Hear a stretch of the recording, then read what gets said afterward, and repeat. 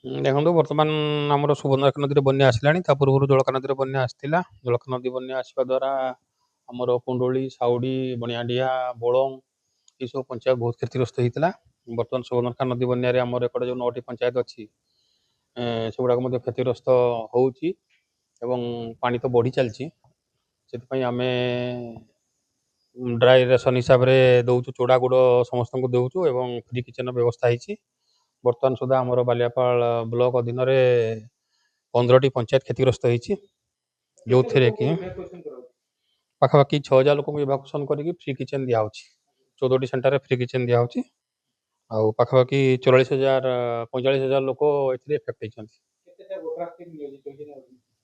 ଆମର ଦେଖନ୍ତୁ, ଆମର 9ଟି ଏସ୍ଆର୍ସିଙ୍କ ବୋଟ୍ ଅଛି, ପ୍ଲସ୍ ଗତକାଲି ଗୋଟେ ଅର୍ଡ଼ର ଟିମ୍ ଆସିଥିଲା, ସକାଳୁ ଗୋଟେ ବୋଧେ ଅର୍ଡ଼ର ଟିମ୍ ଆସିଛି ଏବଂ ବର୍ତ୍ତମାନ ଗୋଟେ ଅର୍ଡ଼ର ଟିମ୍ ପହଞ୍ଚିଲା ଏବଂ ସେଇ ଟିମ୍ ମାନଙ୍କୁ ଆମେ ସବୁ ଡିପ୍ଲୟମେଣ୍ଟ କରୁଛୁ।